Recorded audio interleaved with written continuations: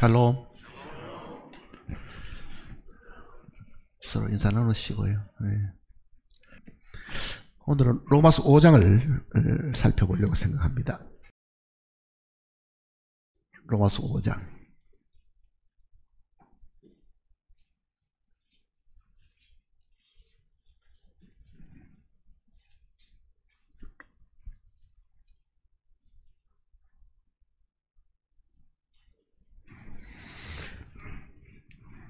(1절입니다) 그러므로 우리가 믿음으로 의롭다 하심을 받았으니 우리 주 예수 그리스도로 말미암아 하나님과 화평을 누리자. 또한 그로 말미암아 우리가 믿음으로 서 있는 이 은혜에 들어감을 얻었으며 하나님의 영광을 바라고 즐거워하느니라.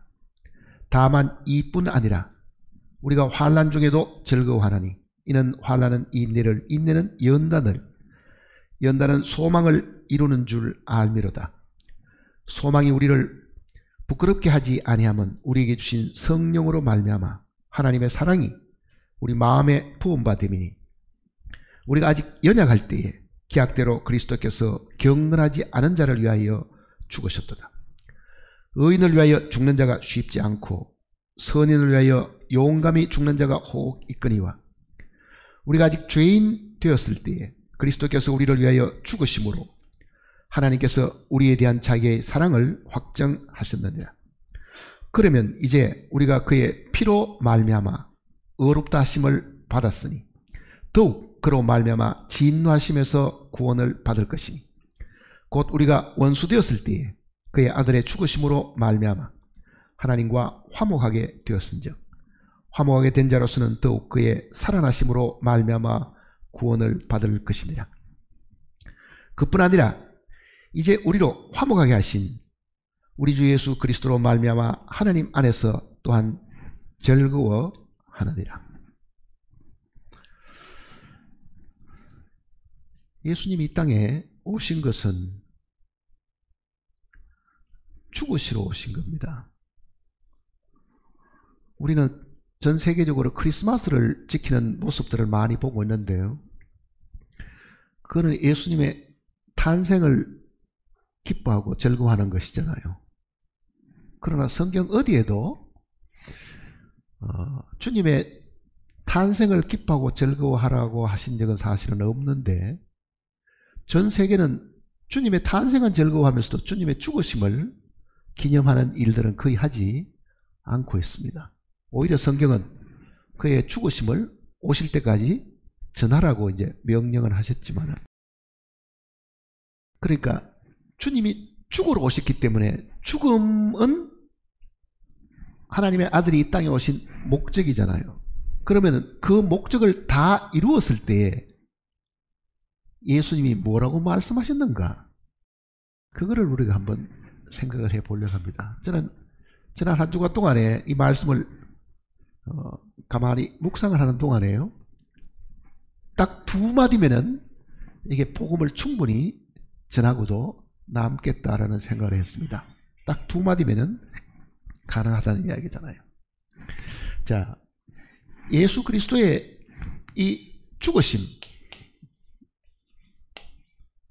그 다음에 부활,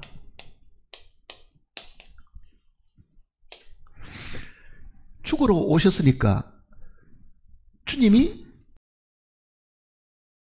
죽음을 앞두고 뭔가 한마디 하셨겠지요. 죽으러 오셨으니까 목적을 이루었으면은 주님이 뭔가를 한마디 하셨을 겁니다. 그리고 부활하시고도 분명히 죽음 이후에 이 일이, 이 부활과 어떤 관계가 있는지를 분명히 말씀하실 겁니다. 자, 성경 속에 주님이 이 죽음과 관계되는 말씀, 부활과 관계되는 말씀을 하셨습니다. 부활하시면서 바로 하신 말씀이 있습니다. 바로 죽기 직전에 하신 말씀이 있습니다. 기억납니까? 어떤 말씀하셨어요? 죽음을 앞두고는 뭐라고 말씀하셨어요? 다 이루었다. 그러잖아요. 다 이루었다. 부활하신 다음에는 뭘 말씀하셨어요?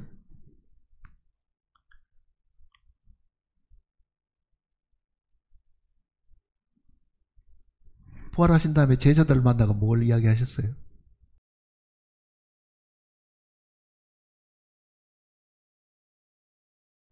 너희에게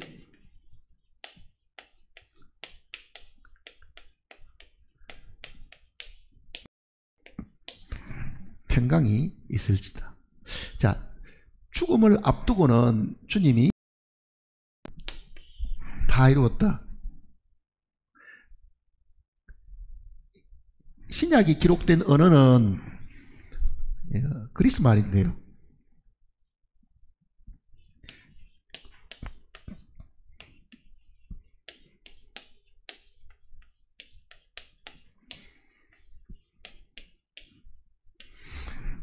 우리말 숫자만큼 되어 있죠. 테텔레스타이. 이 말은 지난번에 우리가 공부를 했습니다.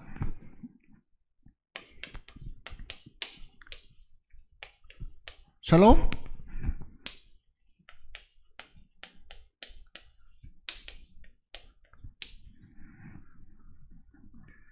자, 이 두 마디가 복음의 핵심입니다. 다 이루었다. 너희에게 평강이 있을지어다.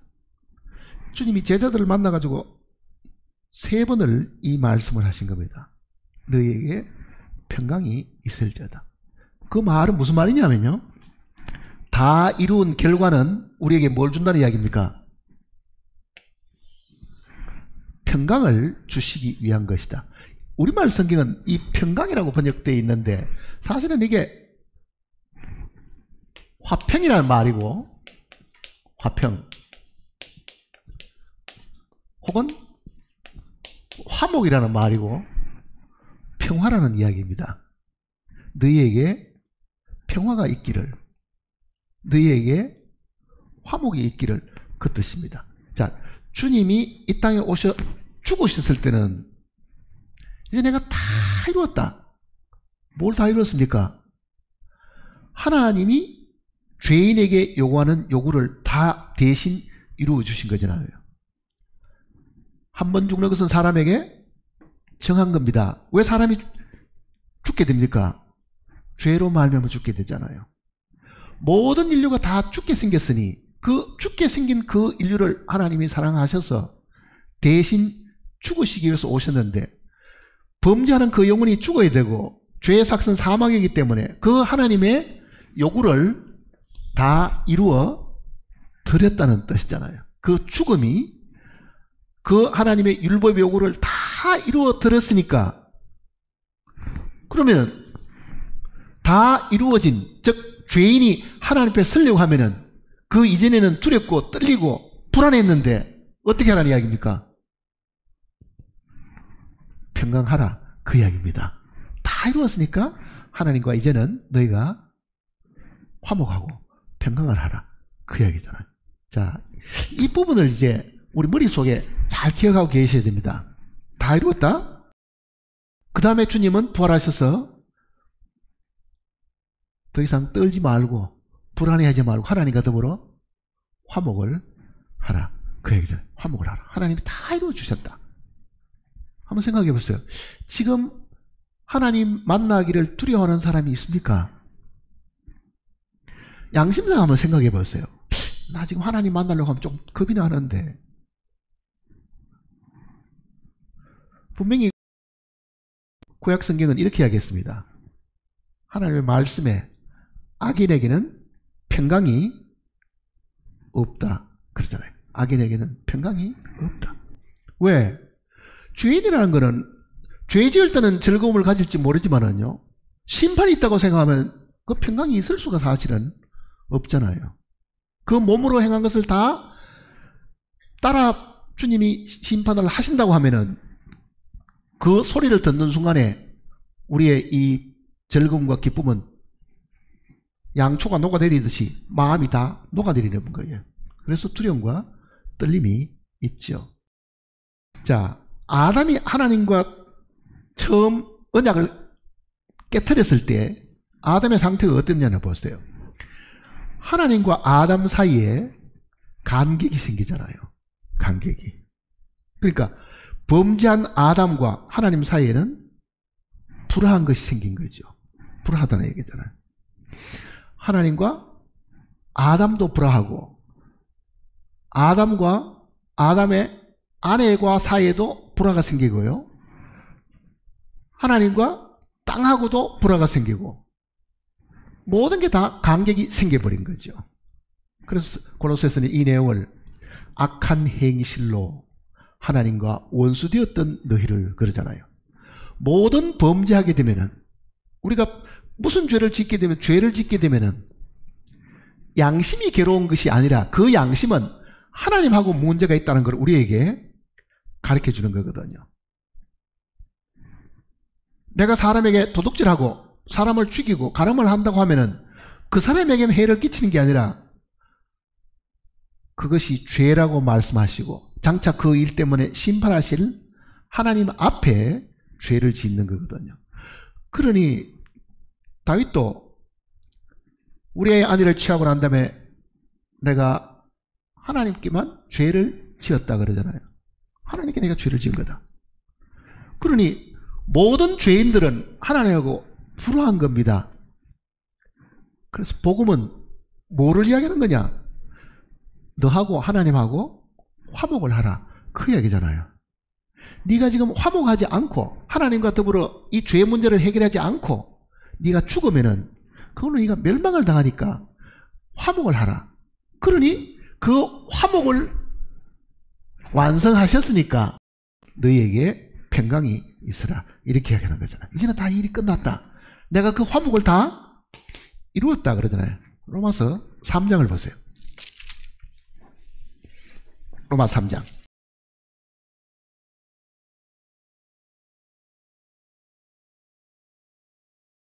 25절입니다.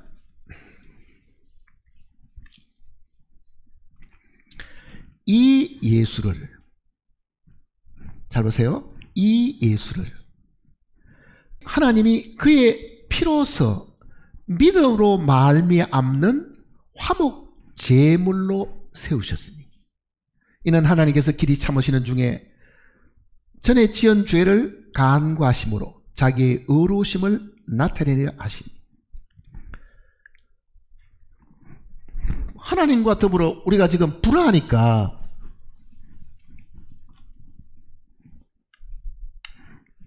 하늘에 계시는 하나님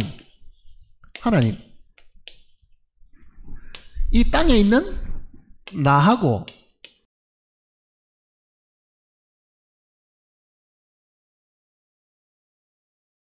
죄를 지어가지고 불화했으니까 하나님이 바라시는 것은 이 하나님과 더불어 화목을 해라.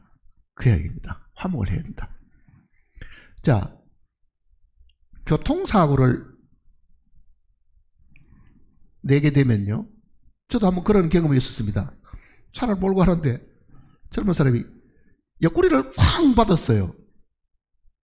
내가 잘못한 것도 아닌데 부딪혔는데 결국은 쓰러지니까 응급하게 이제 병원에 이제 싣고 가서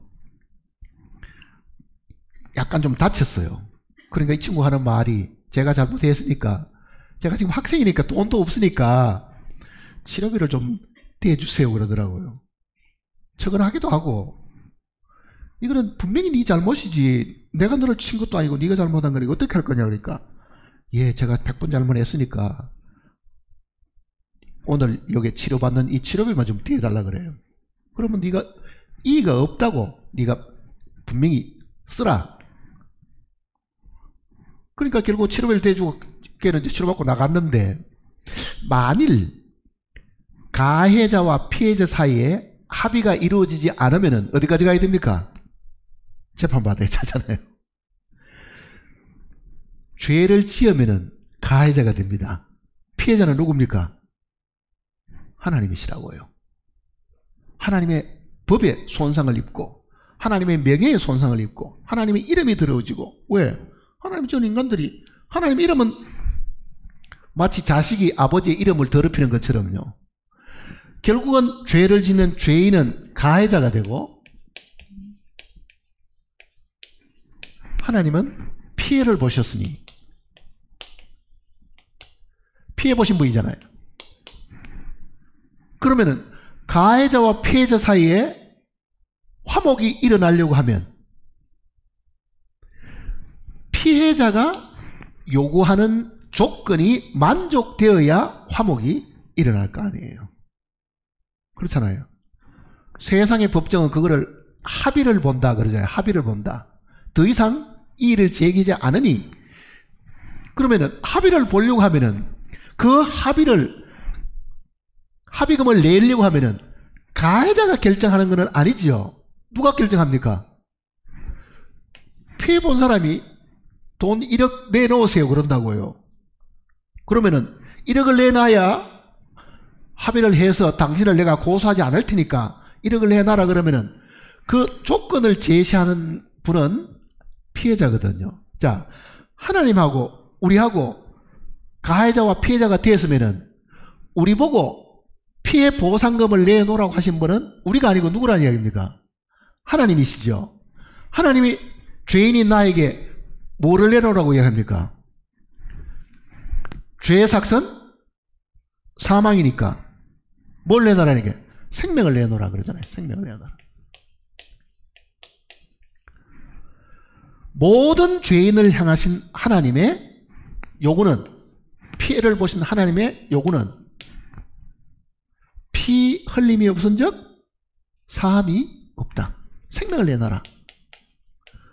그렇게 말씀하시는 겁니다.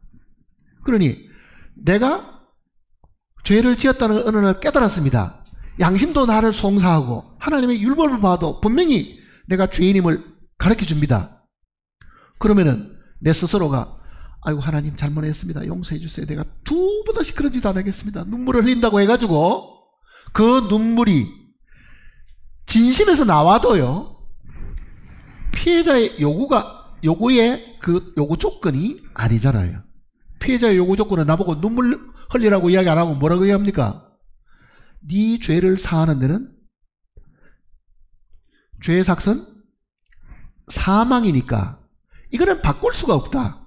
이거는 하나님의 법이고 하나님의 제정해 놓은 것이니까 죄의 삭은 사망이니까 네가 죄를 지었으니 너는 반드시 죽어야 된다.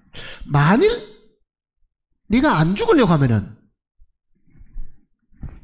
다른 생명이라도 가져와야 된다.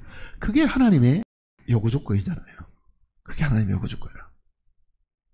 그러니까 하나님이 우리를 용서하시는 것은 마음이 좋아서 용서하시는 건 아닙니다. 하나님도 하나님이 해놓으신 그 말씀에 제한을 받으시는 거죠. 그게 하나님의 율법이잖아요. 그 하나님의 율법은 모든 죄인을 위해서 동등하게 죄의 삭은 사망이고 피 흘림이 없은 적 사함이 없다. 그게 하나님의 요구니까 그 요구를, 피를 가져오라는 그 요구를 들어드릴 방법은요, 두 가지입니다. 내가 죽음으로 내 죄를 내가 책임지는 것, 한 가지 방법이잖아요.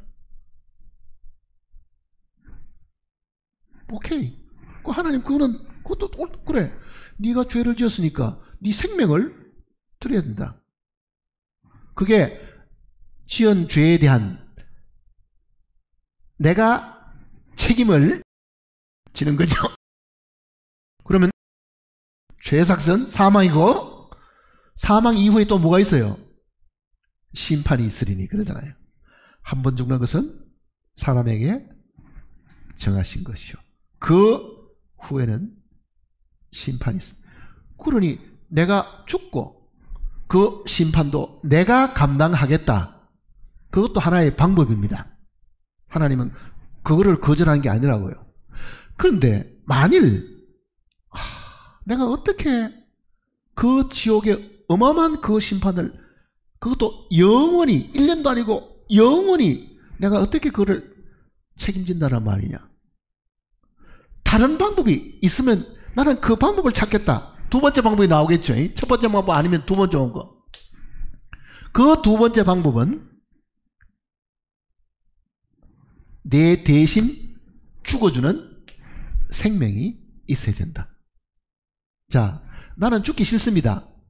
이 지구에 80억이 살고 있는데 집집마다 가서 당신 나를 위해서 좀 죽어줄 수 있습니까?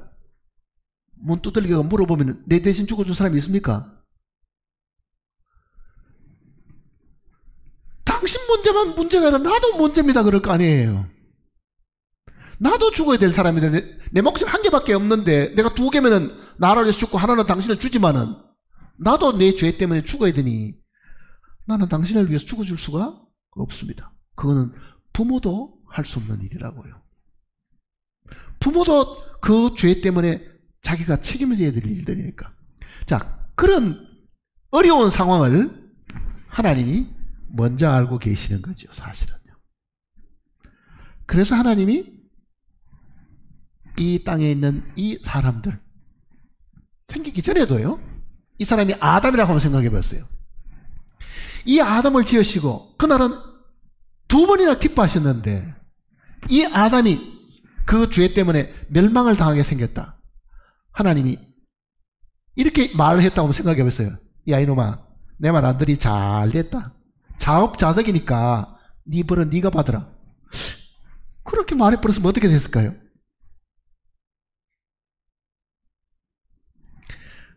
하나님은 이 두 가지 원칙을 가지고 있잖아요.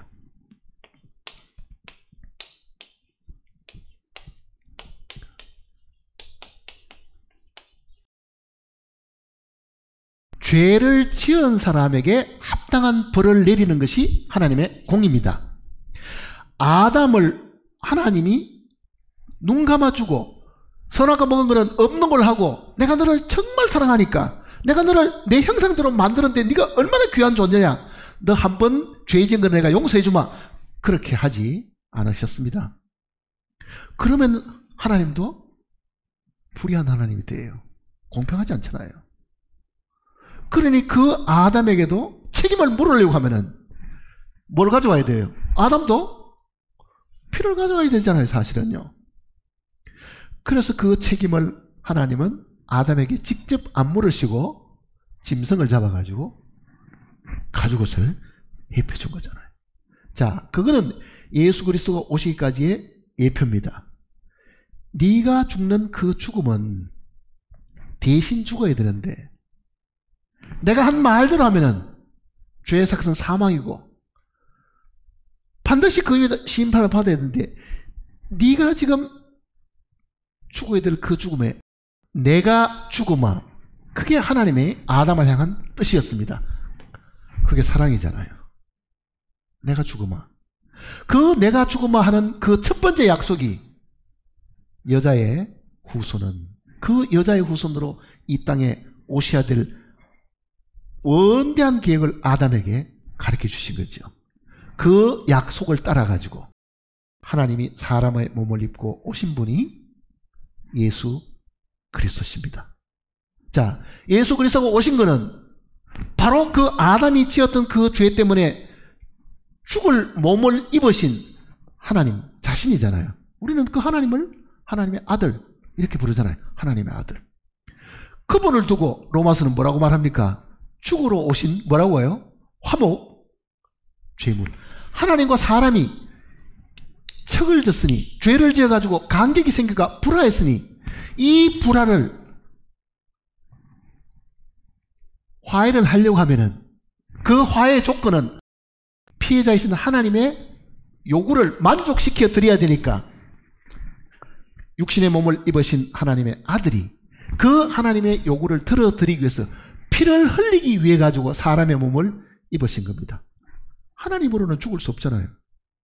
하나님은 영이신데 피를 흘릴 방법이 없는 거예요. 그래서 하나님이 육신의 몸을 입고 이 땅에 오신 겁니다. 그러니 그 예수님은 유월절에 어린 양으로 이 땅에 오시죠. 양이 하나님과 우리 사이에 희생 제물이 되신 그 내용을 로마 3장 25절이 이야기하고 있는 겁니다. 다시 보세요. 이 예수를 하나님이 그의 피로서 믿음으로 말미암은 화목 제물로 어떻게 했다고요? 하나님이 세우신 겁니다. 우리가 요구한 것이 아니잖아요. 하나님이 예수 그리스도를 이 땅에 보내시고 그를 우리의 화목 제물로 세우셨으니, 그 얘기잖아요. 화목 제물로 세우셨으니.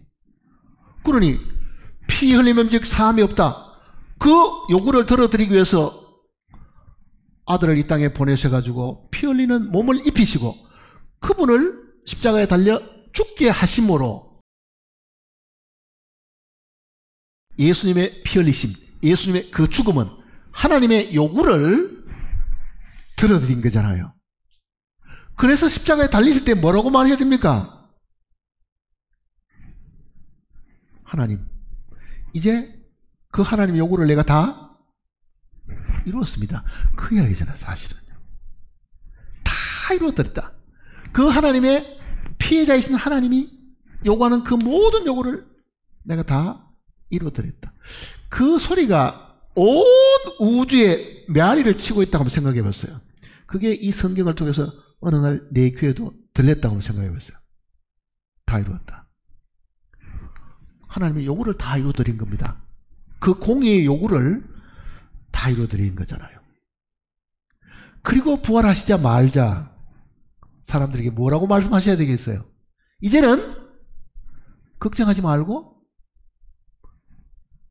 하나님과 더불어 어떻게 하라고요? 평안하라. 이렇게 이야기하시는 거예요.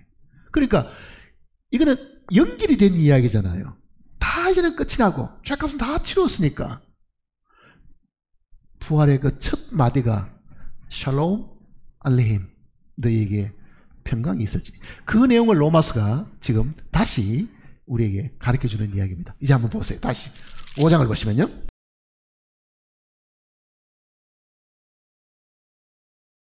로마서 5장. 그러므로 우리가 믿음으로 의롭다 하심을 어떻다고요?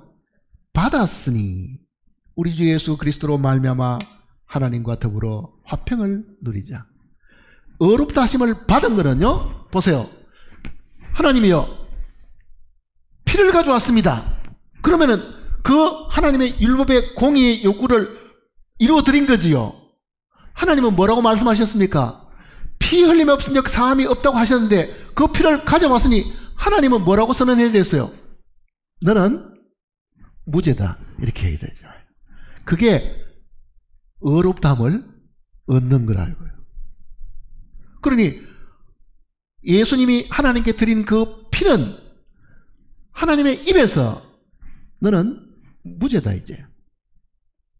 그러니 의롭다함을 얻었으니 이렇게 이야기하잖아요. 여기도 의롭다 하심을 받았으니 우리 주 예수 그리스도로 말미암아 하나님과 더불어 뭘 하자고요? 화평을 누리자. 화목하자. 누리자. 누립니까? 아직도 마음속에 죄가 해결되지 않았다고 믿는 사람은 화목이 뭔지를 잘 모릅니다. 다 이루었다는 그 메아리가 내 마음에, 아, 그래, 이제는 하나님이 그 율법의 요구가 이루어졌으니, 하나님이 나보고 무죄라고 말을 하셨으니, 하나님이 이제는 이 죄값을 다 치루었으니까 이제는 의롭다고 말씀하셨으니 나는 하나님 앞에 두려워할 필요가 없고 그 하나님과 더불어 화목을 누려야 되겠다. 그렇게 이야기하는 겁니다. 화목 누립니까? 아직도 마음에 불안합니까? 화목을 누리자. 이렇게 이야기하잖아요. 화목을 누리자. 화평을 누리자.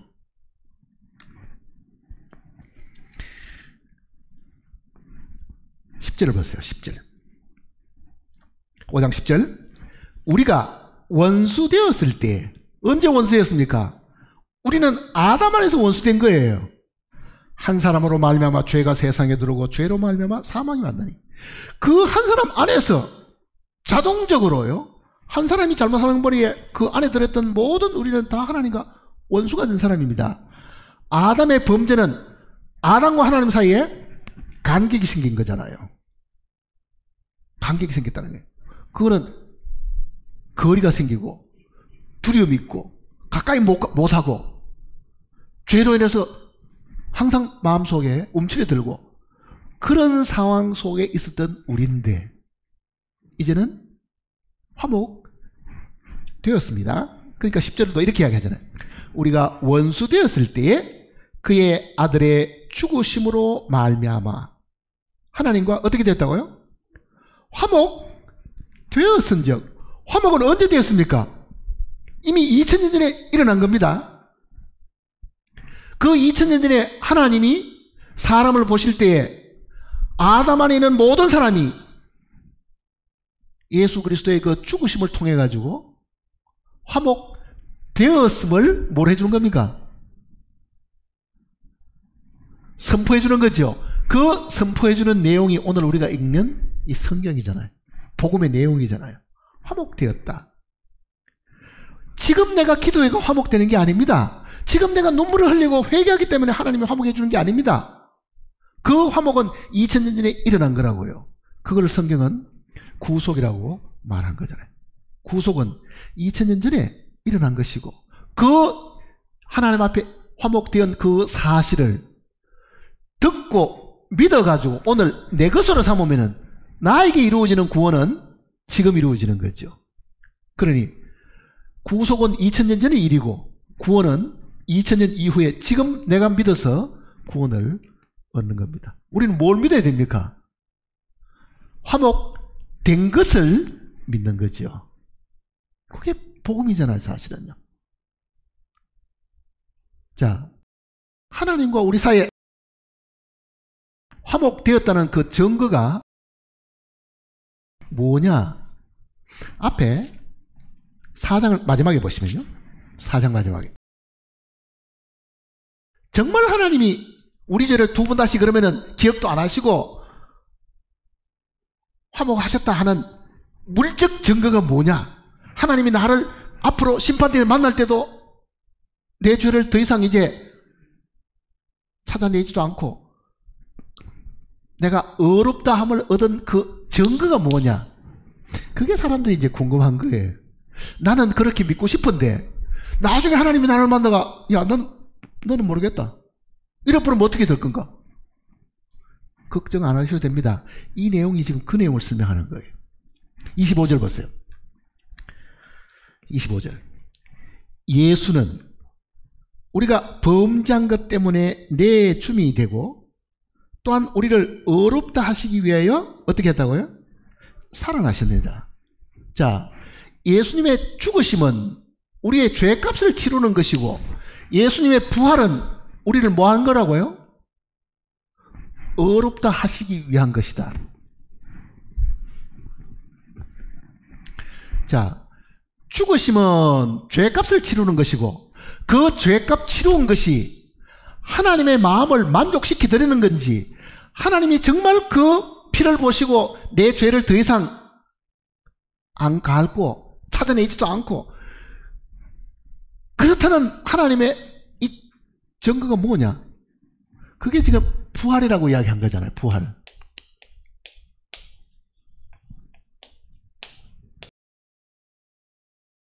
내가 구원받은 증거는 뭐냐?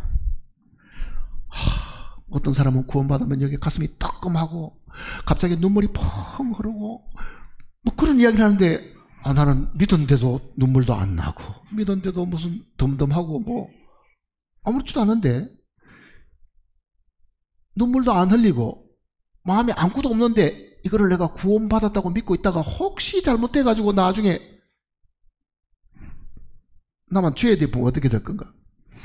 그렇게 두려워하는 사람들이 생각보다도 많습니다. 그럼 반대로 눈물이 퍽 쏟아지고 그날따라 마음이 정말 기쁘고 뜨거웠으면은 그게 구원받은 증거냐? 둘 다가 아니라고요, 사실은. 둘 다. 그 눈물과 그 뜨거움이 내가 구원받은 증거가 아닙니다. 내가 하나님 앞에 구원받았다고 하는 거는요, 주님의 이 부활에 있습니다. 자, 주님이 부활하시지 않아도 의롭다함을 얻었습니까? 부활을 하셔야 의롭다함을 얻은 겁니까? 어느 쪽이 먼저인 것 같아요? 아시는 분들 한번 이야기해 보세요. 주님이 죽으시고 만일 부활을 안 하셨으면은 우리는 하나님 앞에 의롭다함을 얻은 사람이 아닙니까? 예? 주님이 부활 안 하셨으면 우리가 하나님 앞에 어려운 사람입니까? 아닙니까? 예? 잘 모르겠어요. 주님이 부활하지 않으셔도 우리는 의롭다함을 얻은 사람들입니다. 근데 주님이 부활하신 것은 뭐냐?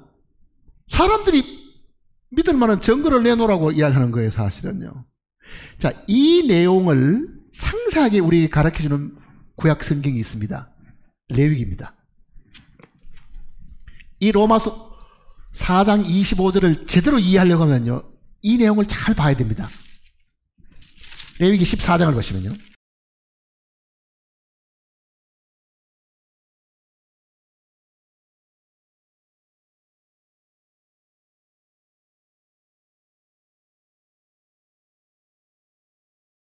레위기 14장. 이 내용이 예수님의 죽으심과 부활을 우리에게 미리 보여주시는 내용입니다. 그러니까 이 내용을 잘 이해하시면요, 죽으심과 부활이 왜 어떻게 우리에게 구원의 확신을 주는가, 그거를 지금 알 수 있는 구절들입니다. 자, 1절부터 보시면요, 여호와께서 모세에게 말씀하여 이르시되 나병 환자가 정결하게 되는 날의 규례는 이러하니. 자, 성경의 이 나병 환자는, 나병은 그 불치의 병이잖아요. 이 불치의 병을 성경은 우리의 죄로, 나병 환자는 죄인으로 묘사를 한 겁니다. 항상요. 사람이 치료할 수 없는 병이잖아요. 우리 죄도 우리가 스스로 해결할 수가 없는 건 거예요, 이게.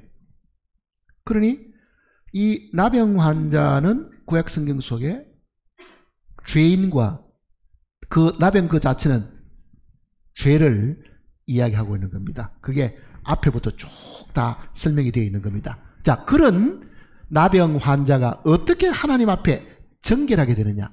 정결하게 되는 날의 규례, 그렇죠? 정결하게 되는 날의 규례. 이 말은 무슨 말입니까? 죄인인 내가 하나님 앞에 정결함을 입는 날에, 그 말입니다. 내가 하나님 앞에 어떻게 정결함을 입는가? 그 정결함을 입는 날에 이런 규례를 하나님이 정해놓은 겁니다. 3절 보세요.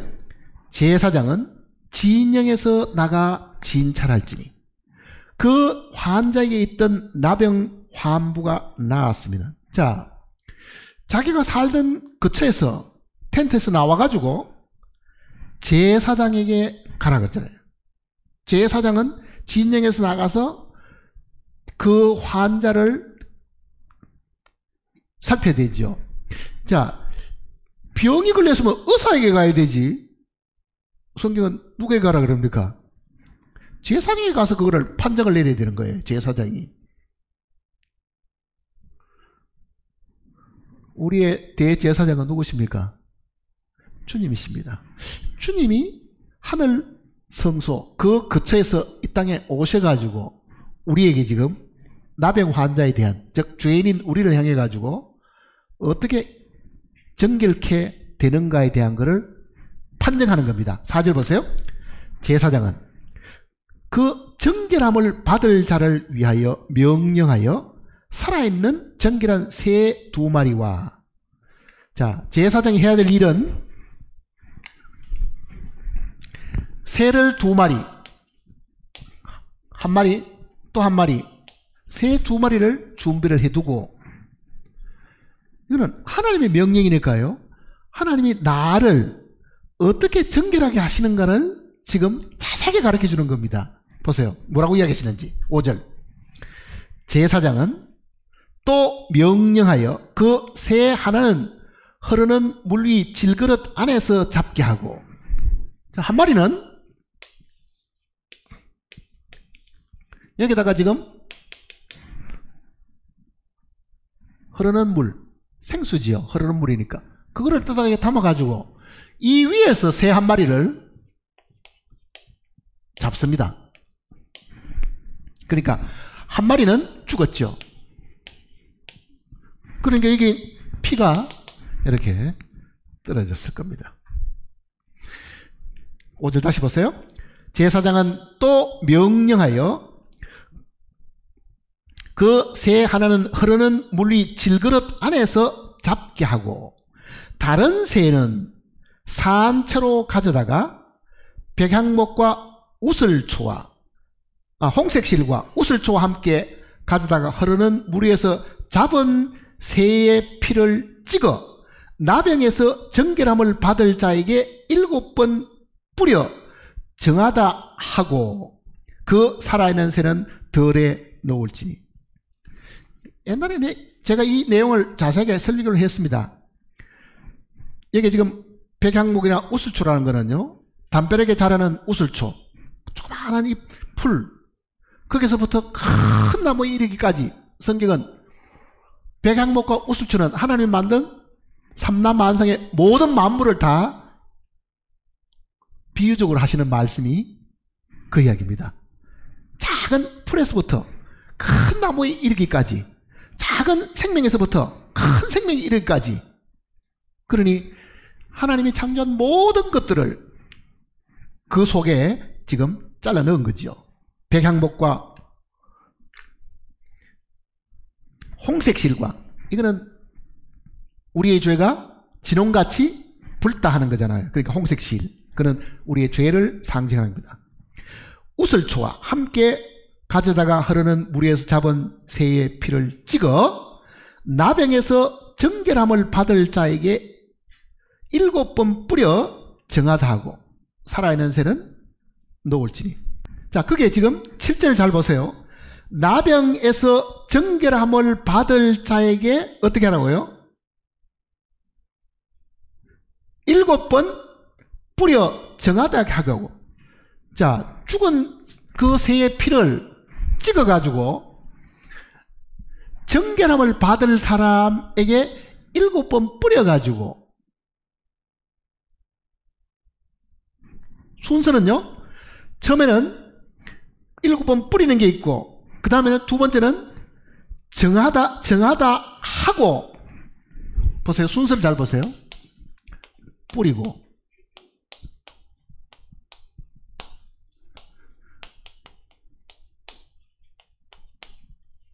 선언하고,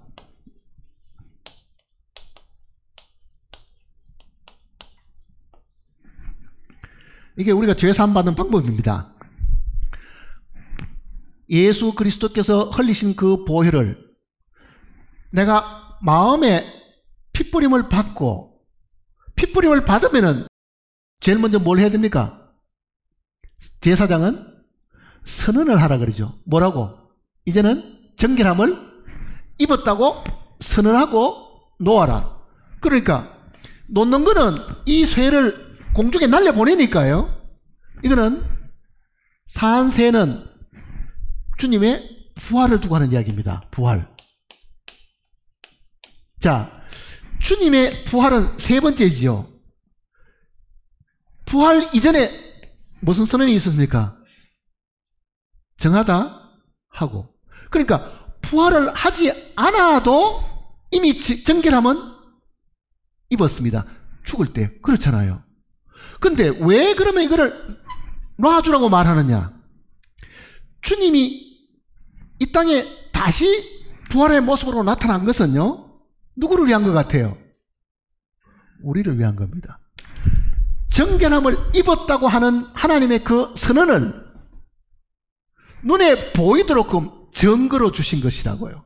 그거를 로마서는 이 예수는 우리의 범죄함을 위하여 내줌이 되고, 즉 죽고 피 흘렸는데 우리를 의롭다 하시기 위해 가지고 살아나셨느니라. 그 말은 의롭다 하시기 위해서보다는 이 구약대로 하면은요, 의롭다함을 얻었기 때문에 부활하셨느니라 그 말입니다. 의롭다함을 얻었기 때문에 부활하셨느니라. 그러니까 순서대로 하면은 피 뿌리고 선언하고 그 다음에 놓지요. 그러니까 예수님이 이미 하늘 성소에 자기 피를 가지고 피를 들이시는 그 순간에 하나님은 뭘 하셨습니까? 의롭다함을 얻었다고 선언하죠. 정결하게 되었다고 선언했죠. 그리고 이게 다 완성이 되었으니까 예수님을 살려서 사람에게 보여주신 것은 놔준 거라고요. 그러니까 부활하시기 전에 우리는 이미 하나님 앞에서 어떻게 됐습니까? 정결함을 얻은 거죠. 이 내용을 구원받은 그리스도인들로 하여금 전하도록끔 성경이 명해놓은 겁니다. 요한복음 보세요.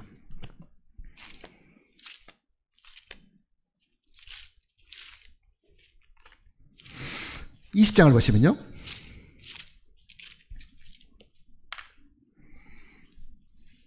요한복음 20장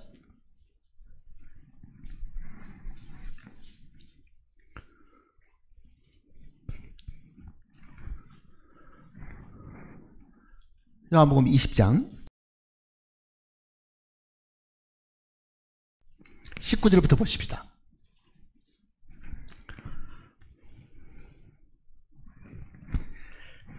이날 곧 안식후 첫날 저녁 때에 제자들이 유대인들을 두려워하여 모인 곳에 문들을 닫았더니 예수께서 오사 가운데 서서 이르시되 너희에게 평강이 있을지어다.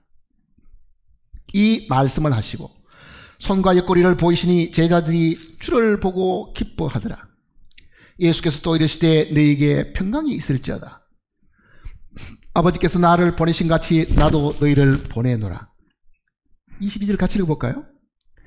이 말씀을 하시고 그들을 향하사 숨을 내쉬며 이르시되 성령을 받으라. 23절 너희가 누구의 죄든지 사하면 사해질 것이요 누구의 죄든지 그대로 두면, 이 구절을 가지고 사람들은 로마 교황청은 이렇게 이야기합니다.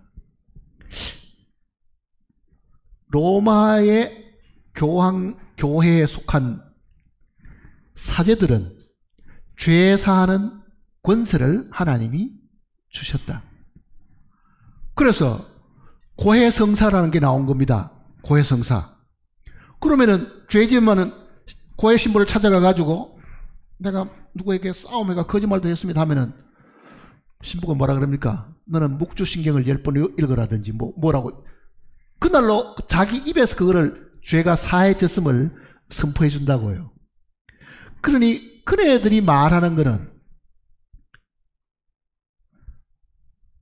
교황과 추기경과 이 사제들은 이 구절을 토대로 해가지고 죄 사하는 권세가 주어졌다고 이야기하는 거예요. 그러니까 평신도들의 죄들을 자기들이 사할 수 있다고 끄다가 붙인 구절입니다. 이 구절이 정확한 뜻은 뭐냐 그러면은 제자들에게 분명히 말씀하시잖아요. 너희가 그랬죠. 누구의 죄든지 사하면 사해질 것이요 누구든지 그대로 두면, 자 제자들에게 그랬습니다. 그러면 오늘 우리도 죄자입니다. 그러면 우리도 죄 사하는 권세가 있어요 없어요? 죄 사하는 권세가 있단 말이 무슨 말입니까? 이 내용을 두고 하는 이야기잖아요. 복음 전하는 사람들이 하나님 앞에서 예수 그리스도께서 죽으시고 부활하셨는데 당신의 죄는 주님의 죽으심과 부활로 인해 가지고 모든 것이 다 끝이 났고 그 부활을 당신의 죄가 사하는 증거로 살리셨으니 당신의 죄는 주님의 죽으심 안에서 사라졌습니다라고 뭐라는 겁니까? 전해주는 거잖아요. 그게 죄 사하는 겁니다. 우리에게 죄 사할 수 있는 권세가 있다는 말이 아니라 이 내용을 선언해 주므로 그 사람이 죄 사해 준 줄 모르고 고민하고 괴로워한 거기서 벗어나게 해주는 거잖아요. 그게 복음 전하는 사람들이 하는 일이잖아요. 복음 전하는 사람이 권위를 가지고 내가 네 죄를 사해준다 이렇게 할 수는 없습니다. 우리는 선언할 책임은 있죠. 제사장이 그렇게 하는 것처럼 우리도 너희는 다 왕같은 제사장들이요. 구원받은 모든 그리스도인들이 주님 앞에 이제는 제사장이 되었으니까 아직도 주님을 모르고 죄 가운데 있는 사람을 향해서 당신 구원받았습니까? 그 말보다는요, 당신의 죄가 이미 사해졌는 걸 당신이 압니까? 이렇게 전해야 되는 거예요, 사실은요. 믿을 때 우리 죄를 용서해 줄 것이 아닙니다. 믿기 전에도 이미 하나님 앞에서는 죄가 용서된 겁니다. 그 선언을 받아들인 사람은 그것이 자기 것이 되는 거잖아요. 자기 것이 되는 거잖아요. 믿음을 사람들은 행위로 생각하는 사람도 가끔 있습니다. 내가 믿었더니 구원을 받았어. 그럼 믿기 전에는 죄 용서 안 해놨습니다, 하나님이? 우리는 하나님을 모를 때도요, 하나님은 그 예수 그리스도를 통해서 그 하늘 보좌에서 이루어진 그 사실을 보고 하나님은 바로 그날 우리를 어떻게 하신 겁니까? 무죄라고 선언하신 거잖아요. 무죄라고. 그러니까 부활은 선언 다음에 있는 겁니다. 사실은요. 선언 다음에. 그러니 주님이 부활하지 않으셔도 그 제사는 이미 하나님 앞에 다 끝이 났고 미련하고 그래도 못 믿는 우리를 위해 가지고 살아있는 모습을 보여주면은 내가 그 일을 완성하고 하나님 앞에 너희 죄를 위해서 내가 대신 내가 죽어서 이 피를 하나님께 드리고 돌아왔으니 뭘 하라고요? 평안하라. 그렇게 이야기하신 거예요. 평안하라. 그러니까 예수님의 부활 이후에 첫 번째 그 말씀은 샬롬 알레힘 그 말입니다. 이제는 끝이 났으니까 너희는 하나님과 더불어 평안해라. 염려할 필요가 없다. 그래서 염려할 필요가 없다. 히브리서를 보세요.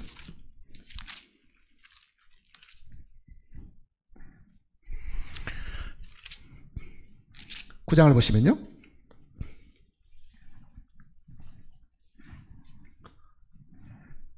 11절. 9장 11절. 그리스도께서는 장래 좋은 일의 대제사장으로 오사 손으로 짓지 아니한 곧 이 창조에 속하지 아니한 더 크고 온전한 장막으로 말미암아. 자, 창조에 속하지 아니한 하는 이 말은 모세가 만든 성막도 아니고 솔로몬이 만든 성전도 아니고 어디로 갔다는 이야기입니까? 하늘에 있는 하늘 성소에, 그 말입니다. 하늘 성소에. 12절 보세요. 염소와 송아지의 피로 아니하고 오직 자기 피로 영원한 속죄를 이루사 단번에 성소에 들어가셨느니라. 이 성소는 하늘 성소입니다. 염소와 황소의 피와 및 암송아지의 죄를 부정한 자에게 뿌려 그 육체를 정결하게 하여 거룩하게 하거든. 하물며 영원하신 성령으로 말미암아 흠 없는 자기를 하나님께 드린 그리스도의 피가 어찌 너희를 양심으로 죽은 행실에서 깨끗하게 하고 살아계신 하나님을 숨기게 못하겠느냐. 우리 보고 물어보잖아요. 과거에는 염소와 송아지의 피를 갖고도 사람이 임시로라도 정결함을 입었는데 하나님이 사람의 몸을 입고 우리 대신 죽으신 그 죄 없으신 예수 그리스도의 그 피가 이 세상의 사람의 죄를 깨끗하게 못하겠느냐. 반문하잖아요. 그게 정말 존귀하신 창조주 하나님이 사람이 되어서 이 땅에 오셔가지고 피 흘리신 그 깨끗한 그 보혈이 네 죄를 정결하게 못하겠느냐. 네 양심의 그 송사를 깨끗하게 못하겠느냐. 이렇게 물어보잖아요. 그러니까 예수님의 죽으신 그날 그 피는 하나님 앞에 드려졌고 그 피는 하나님이 보시고 피 흘림 없어 사함이 없다. 그러니까 피를 갖다 드렸으니 하나님이 하실 일은 한 가지밖에 없습니다. 이제는 됐다. 그렇잖아요. 더 이상 죄 때문에 염려하고 걱정할 필요가 없다. 그래도 사람은 못 믿으니까 주님이 부활하신 겁니다. 그게 로마서 4장 25절이죠. 우리의 범죄함을 위하여 내 춤이 되고, 그래도 우리가 불안하니까 우리를 어렵다함을 얻기 위해서가 아니라 이미 어려워졌음을 선포하기 위해서 부활하셨느니라. 이렇게 이야기한 겁니다. 잘 모르겠으면 어디를 쳐다보라는 이야기입니까? 주님이 부활하셨는지를 보기만 해도 그 말입니다. 주님이 다시 살아나셨다는 그 사실을 우리가 제대로 쳐다보기만 해도 저 부활은 죽으시고 부활하신 것인데, 그 죽음이 하나님의 모든 요구를 다 들여드리고 하나님의 마음을 만족해 해드렸다는 그 증거고 영수증이니까 그 얘기입니다. 영수증이니까.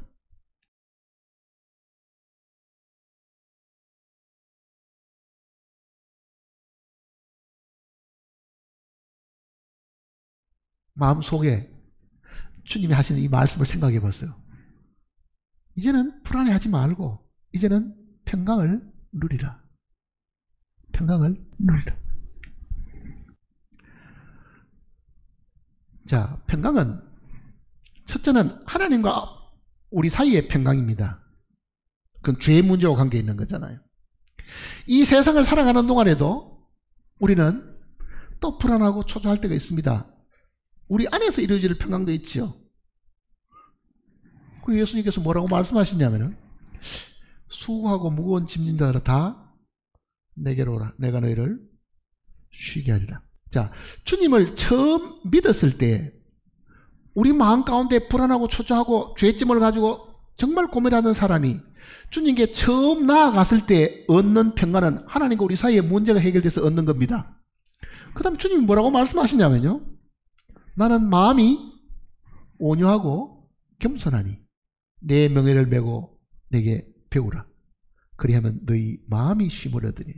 그 마음의 안식, 마음의 평안함은 주님이 매일 생활 속에서 우리와 함께 하시고 우리가 그 함께 하시는 그분에게 짐을 몽땅 넘겨드리기만 해도 우리는 일상생활 속에서도 쉼을 얻을 수 있고 평강을 얻을 수 있음을 이야기하는 겁니다. 그러니까 평강이 처음에는 하나님과 우리 사이에 가로막히는 죄의 문제로 인한 것도 있고 생활 속에서 불안하고 초조하는 그런 부분에서도 순간순간 우리가 주님께 내어 맡기고 그분께 의탁함으로 얻는 평강도 분명히 있음을 이야기하는 겁니다. 그거는 성령이 우리 가운데 역사하기 때문에 그게 가능한 일이잖아요.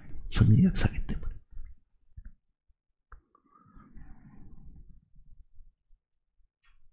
불안합니까? 누가 뭐라고 잔소리하니까 불안합니까? 우리는 그 불안이, 첫째는 이게 하나님 앞과 나 사이의 문제냐, 아니면 이게 내가 개인적인 어떤 문제로 그냥 그걸 잘 생각해 봐야 됩니다. 하나님과 나 사이의 문제는 죄 때문에 그런 거잖아요. 그러나 그 죄는 영원히 하나님 앞에 존재하고 있는 그리스도의 피가 거기에 있음으로 인해서 이거는 영원한 속죄거든요. 그 피가 없어지지 않는 한, 하나님이 드린 그 피가 영원히 남아있다고 하면은 하나님은 그 피를 보실 때마다 너는 무죄다, 너는 의롭다함을 얻었다, 네 죄에 대한 대가는 이미 치루어졌다, 이렇게 우리에게 이야기하실 겁니다. 복음은 두 가지입니다. 주님의 죽으심과 주님의 부활입니다. 고린도전서 15장을 보세요.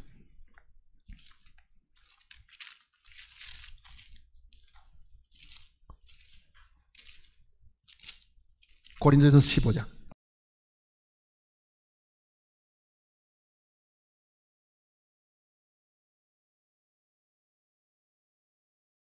고린도전서 15장 1절입니다.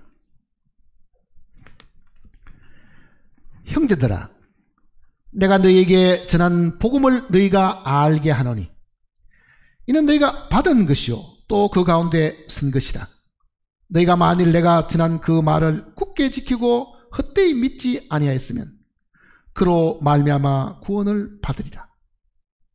내가 받은 것을, 복음의 내용을 받은 겁니다. 하나님께 먼저 너희에게 전하노니 이는 성경대로 그리스도께서 우리 죄를 위하여 죽으시고 장사 되신 바 되셨다가 성경대로 사흘 만에 다시 살아나사 게바에게 보이시고 후에 12제자에게와 그 후에 500여 형제에게 일시에 보이셨으니.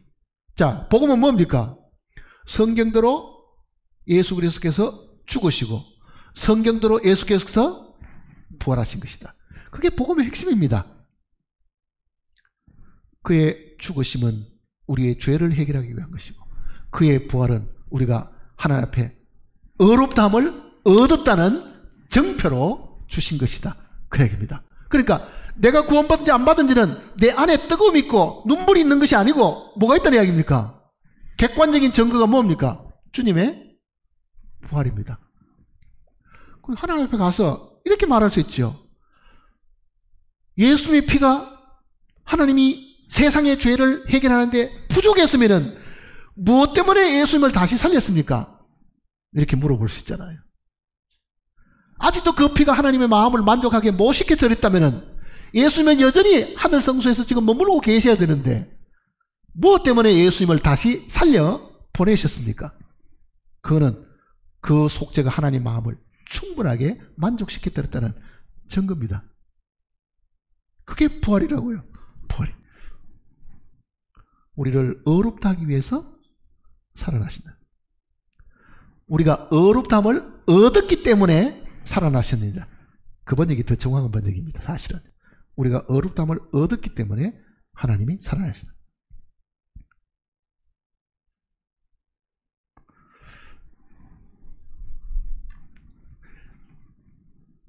자기를 쳐다보지 마십시오. 누구든지. 자기 속에 뭐 있어요? 신앙생활의 최대의 적은요, 자기 성찰입니다. 깊이 들여다보고. 세상의 모든 종교는 자기를 깊이 들여다보도록 하지만은요, 성경은 그걸 금했습니다. 자기를 바라보는 대신에 우리는 십자가에 주님을 바라보도록 한 거지. 자기라는 거는 이게 죄의 투성이잖아요. 우리는 언뜻 생각하면은 자기를 깊이 들여다보고 항상 뭐 뉘우치고 반성하는 사람이 신앙심이 있는 것 같지만은요, 그건 속습니다. 절대로 그렇게 해서 안 됩니다. 우리는 우리의 눈을 위로 바라보고 주님을 바라보고 있어야 되죠. 밑을 바라보고 안을 들여다보는 그 순간에 넘어지고 미끄러져 봅니다. 우리의 구원은 우리 안에 이루어진 것이 아닙니다. 우리의 구원은 주님 안에서, 예수님 안에서 이루어진 거기 때문에 개인적으로 나를 주님이 구원하신 것이 아니잖아요. 주님 안에서 우리를 구원하신 거예요. 그러니 우리는 우리의 눈을 바로 주님을 바라보고 있어야 합니다. 그래서 히브리서 내용도 예수 그리스도를 바라보자 그렇잖아요. 예수 그리스도를 바라보자. 그러면 흔들리지 않죠. 자기 쳐다보는 사람 치고 신앙생활 제대로 하는 사람 아무도 없습니다. 반성 많이 하는 사람 치고. 성경은 그걸 원치 않는 거예요. 사실은 하나님도 우리를 버리셨잖아요. 하나님도 우리는 이 아담에게 속한 이 애사람을 더 이상 개선할 여지도 없고 고칠 수도 없고 하니까 이거를 십자가에, 그리스도 안에서 함께 십자가에 처리해버리고 죽음에 내려보내버린 것인데, 하나님도 겉도 보지 않은 이 육신을 나는 왜 이렇지? 나는 왜 이렇지? 그럼 하나님 뭐라 그랬어요? 야, 그거 이미 쓰레기통 갖다 버렸는데?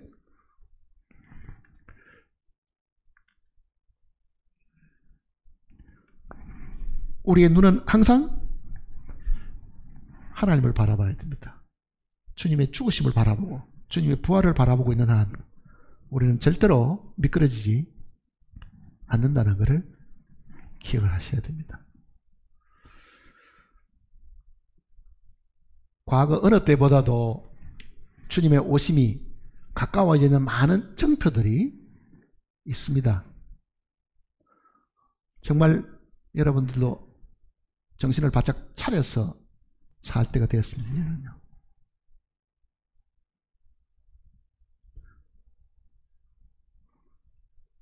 성경대로 두 사람이 밭에 있는데 한 사람은 데려감을 당하고 한 사람은 버려짐을 당하고, 두 여인이 매를 갈고 있는데 하나는 데려감을 당하고 하나는 버리둠을 당하고. 그 말이 무슨 말이에요? 일상생활을 그대로 하고 있는 중에 데려가 버린다는 뜻입니다. 일상생활을 그대로 하고 있는 중에. 그게 그리스도인들의 휴거잖아요, 사실은요. 그 휴거는 대환란 전에 있습니다. 대환란 전에. 그러면 얼마나 세월이 빨리 가고 남은 게 얼마겠어요, 지금 생각해 보세요.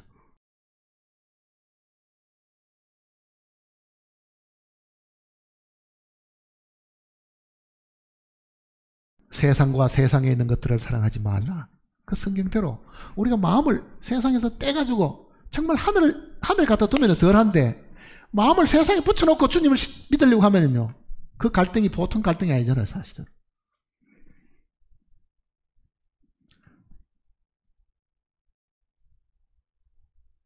몸은 이 자리에 앉아 있어도 마음은 어디가 있습니까? 그걸 주님이 모르시겠어요?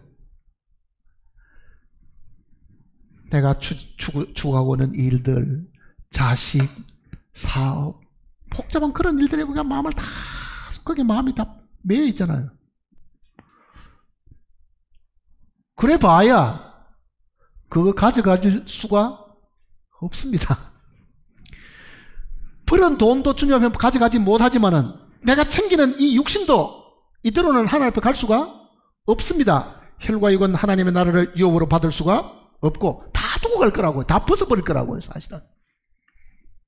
그러니 너무 몸을 가꾸는데, 너무 먹고 사는 부분, 그런데 시간을 허비하고 정력을 허비하고 재물을 허비하고 성경대로 먹을 것과 입을 것이 있는 정도로 그 이상의 것을 우리가 만일 추구하고 살다 보면은 미혹에 빠집니다. 미혹에 빠지는 거예요.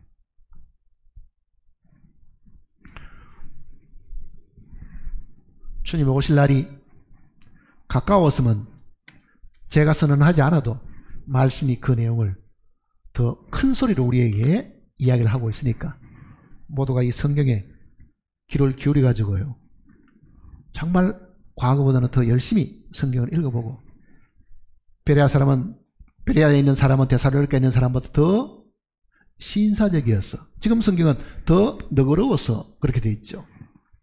이 말씀이 그러한가 하여 날마다 성경을 상고함으로 들었던 그 말씀이 정말 하나님 말씀에 그게 어떻게 기록되어 있는지를 내가 확인해야 되겠다. 그게 베레아의 교인들이었습니다. 제 얘기만 듣지 말고 돌아가셔가지고 여러분이 가지고 있는 그 성경을 여러분 눈으로 직접 읽으시고 정말 하나님의 말씀이 이러하구나. 하나님께로부터 직접 그 음성을 듣고 그 명령을 듣고 순종을 하셔야 합당하다는 그 내용입니다. 설교하는 사람도 잘못 전할 수 있고 가르치는 사람도 잘못 전할 수 있습니다.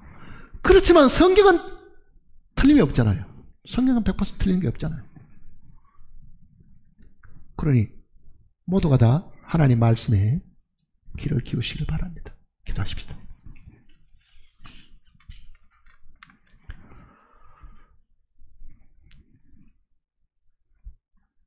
사랑하시는 아버지 하나님, 우리가 대체 무엇이간데 하나님께서 우리를 이렇게 사랑하셔서 우리의 모든 죄들을 용서하시고 하나님의 아들로 삼아주시는지요. 이 은혜를 저희들이 생각할 때마다 눈물이 나고 우리의 마음속에 감사가 넘칩니다. 정말 항상 기뻐하고 쉬지 말고 기도하고 범사에 감사라고 하신 그 말씀의 뜻을 저희들이 조금은 이해할 수 있을 것 같습니다.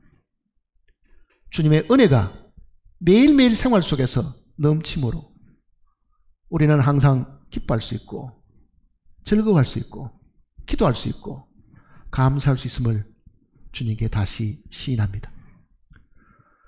머릿속에 심령들 마음을 주님이 먼저 알고 계시오며 그 마음에 소원하는 바가 무엇인지를 주님께서 들으시고 필요에 따라서 공급해 주실 것을 아울러 부탁을 드립니다. 세상의 문제로 우리의 마음을 빼앗기지 않도록 주님 지켜주시고 우리의 마음은 우리 시민권에 있는 하늘에 항상 가 있게 하시고 우리의 눈은 보좌에 앉으신 하나님을 늘 바라보게 하시고, 우리의 귀는 하나님의 입에서 나오는 그 음성에 항상 귀를 기울이는 지혜로운 자가 되게 인도해 주시옵소서. 혹 이 가운데 아직도 의심의 안개 속에서 헤매는 영혼이 있으면 주님께서 그 안개를 물리치셔서 밝히 보게 인도해 주시옵소서. 이루어진 사실, 주님께서 성취하신 이 구속의 이 진리를 성령께서 믿게 인도해 주시옵소서.